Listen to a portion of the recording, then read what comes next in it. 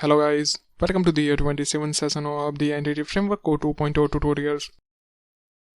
In this session, we will see the string interpolation in the Entity Framework Code 2. Many of you know it, even we are already using our last session. String interpolation means the writing the variable in the string, just like the console.writeLine. But instead of using the placeholder, we are writing the variable name.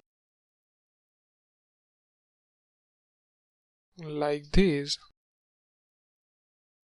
It is a basically C# concept, not a part of the entity framework.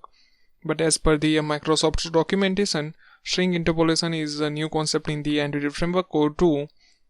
Maybe it was not supported in the 1.0. In this session, I will create a new action in which we will perform the similar functionality as the previous session. Means it will return the list of the book whose title contain the text that we are passing the query string. Let's delete it and write the public string interpolation demo and pass the string title as a parameter. Create a string builder, data equal to new string builder, and create a variable name filter books equal to context.books. In a previous session we are using ef.functions. Now I am going to use the from SQL and pass the row query. So select the from SQL and pass the row query.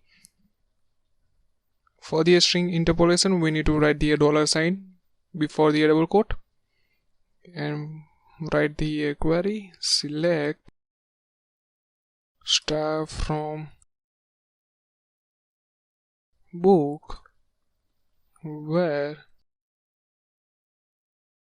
title like percentage and write the name of the variable, that is title. We need to use the curly braces to escape that variable and semicolon it and create a loop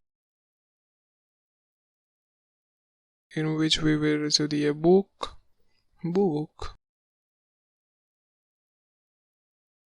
from the filter books, and we need to append it to the data. Append line. I'm going to just display the book title, so I'm going to write the book dot title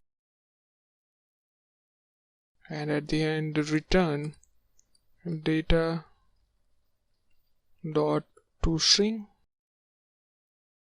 and let's run it and copy the action name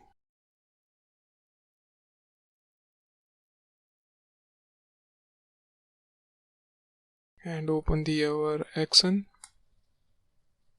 I am pass nothing, so it return the all of the data. Now I'm going to pass the first. Okay, title. It written the only first book. If I am going to write the something that does not exist, then it written the blank. Let's see what we are learning in this session. Obviously it is nothing new. To make the string interpolation we need to use the curly braces and use the $sign before the double quotes. It's nothing new, but I think you need to know about it, so I am take it in the series. That's it. Thanks for watching. Have a nice day.